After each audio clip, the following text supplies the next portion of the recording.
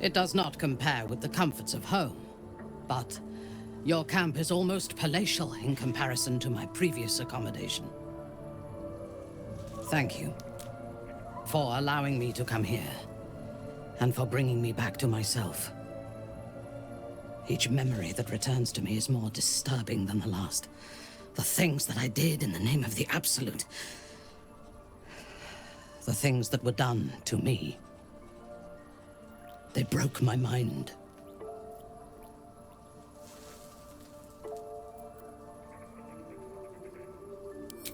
Precisely. While our tadpoles live, and the cult have the means to control them, we will never be safe. We must eradicate them, starting with General Thorne. I mean Ketheric. My deference to him is a habit that will die hard, I fear.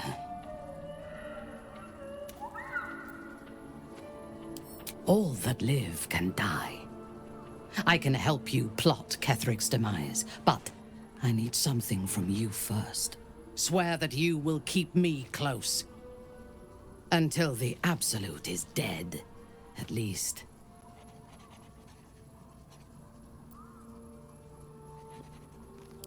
Thank you. I knew you were different to other true souls when we lay together. Now I know it was the prism that silenced the Absolute in those moments, not you. But it was not the prism that held me and touched my mind and body. That was you.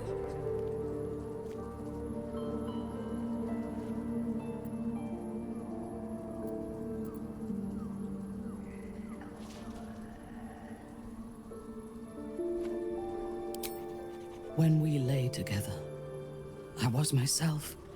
For the first time since they butchered my mind. Kind words do not always come easily to me. Her entire being joins with you for a moment, and you see all that she is.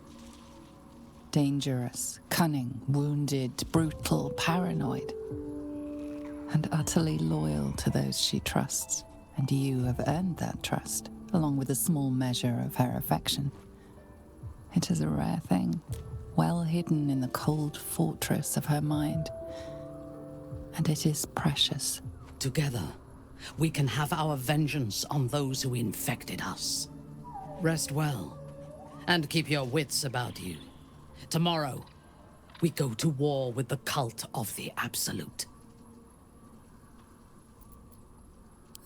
General Thorne would have the world believe that his invulnerability is a gift from the Absolute. That is a lie, intended to impress those who flock to the cult's cause, and to strike fear in the minds of those who stand against the Absolute. I believe Thorne draws his power not from a divine source, but an arcane one.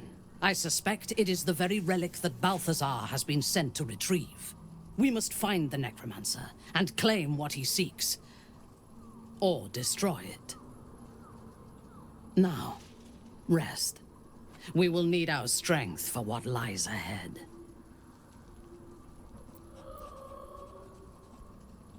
I would gladly join you in the fight. Leave one of your other allies here, and I shall. You wish to consult me? I was the Absolute's dagger. I remember every throat that it held me to, and every drop of blood it forced me to spill. I take no responsibility for the lives I took. I did nothing in the Absolute's name. I was merely a weapon that it wielded.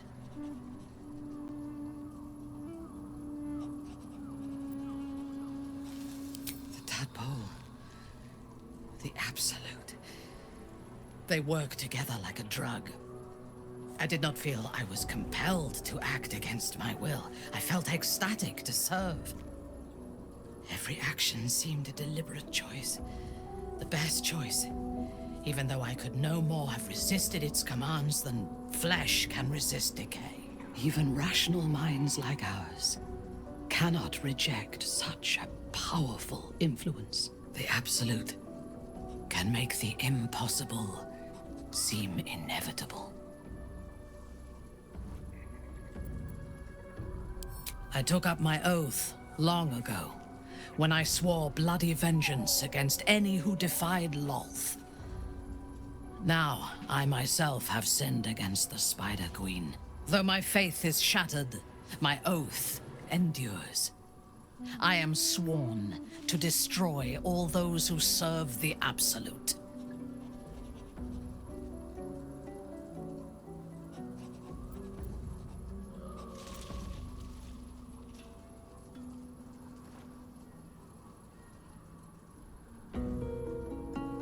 When I have had my vengeance on the cult, I do not know if my oath will still hold. I do know that when I take the Absolute's power, I will not lose control of it as our enemies have. I will harness it to create a more perfect world. Any who object to the laws of that world will have no place in it, of course, and I will gladly eradicate them.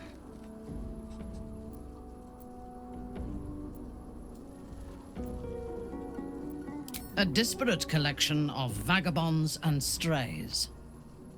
Did you have anyone particular in mind? It would have been better for us had she embraced Shah and claimed the power of the goddess. But it is better for Shadowheart to be free of that poisonous influence.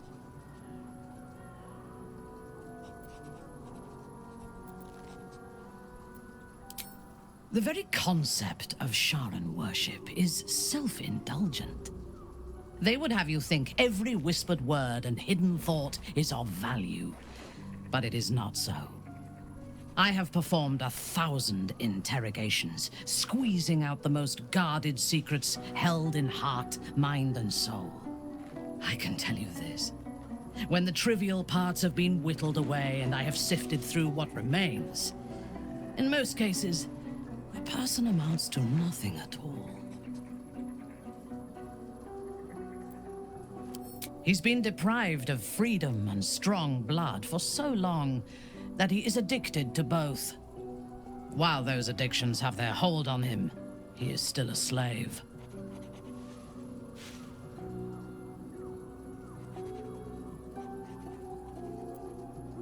And while you live, you'll be enslaved to your appetites and hungers. We all feed on something, and if we are deprived of it, we will fight for it. But Astarion is not only bound to his needs and desires, he is still bound to something more powerful. His master, he will only be free when Cazador is dead. And that is as it should be.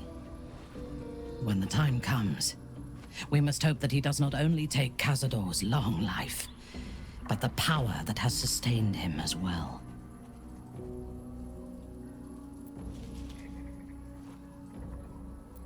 I fought at his side once, shortly after my conversion. Before the battle, he was everything a general should be. A charismatic leader with a brilliant strategic mind. And when the fighting began, he led his troops from the front and cut through the enemy like a scythe through stalks. Blows and arrows rained down on him, and before long, his face was a mask of blood. But he did not fall. He did not even falter. When we won the day, Ketheric's armor was bent and shattered, but his flesh was unmarked.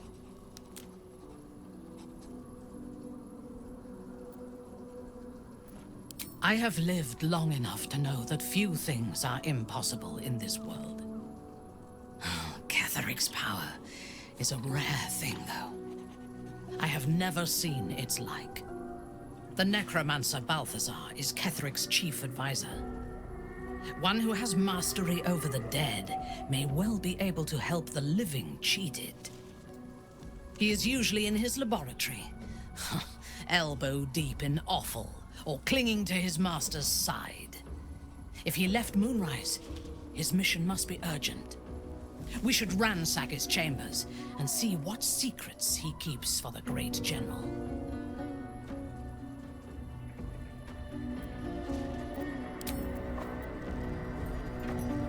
You wish to consult me? A disparate collection of vagabonds and strays. Did you have anyone particular in mind?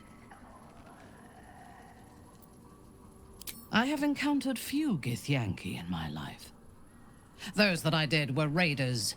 They croaked out pleas for mercy in their alien tongue as they died. Meeting lae'zel makes me wish I knew more of their culture.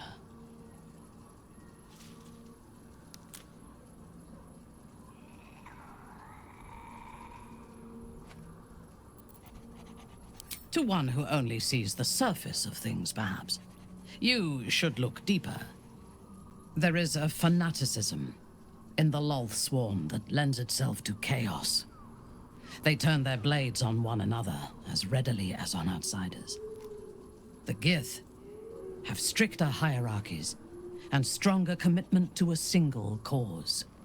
Even now, infected and far from home, lae'zel stays true to the cause. That shows resolve. The wizard? No. Their mastery of the weave is commendable, but they are poor conversationalists. In my experience, they do not usually live long enough to make the effort of befriending them worthwhile. Either the enemy recognizes they are a threat and kills them swiftly, or their curiosity leads them to combust while experimenting with the limits of magic. Our wizard is already in a state of suspended combustion, thanks to that orb between his ribs. I suspect it is only a matter of time before he goes up in smoke. I will reserve my social graces for those who might live long enough to appreciate them.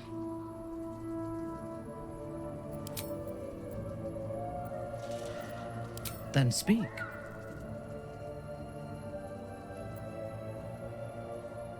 Not directly. My memories were not removed. They were obscured by the Absolute's voice, by its presence. The tadpole is a conduit for that voice, not its origin. And while the prism protects us, the Absolute cannot reach us. As for the tadpoles themselves, for the moment I do not believe they are malevolent. They are incubating within our brain matter, not feeding on it. Is there a reason you chose me as your confidant in this matter?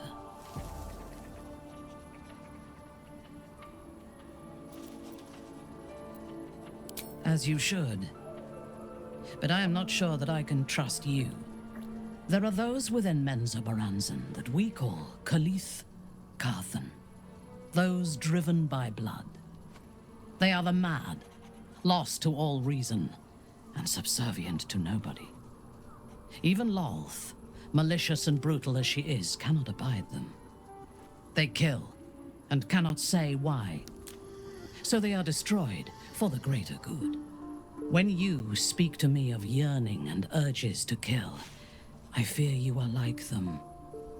Controlled by a bloodlust that you do not comprehend.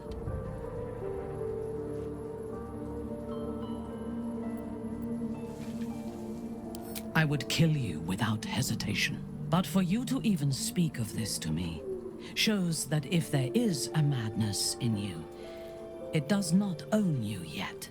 If it ever takes you, I will be there to put you down.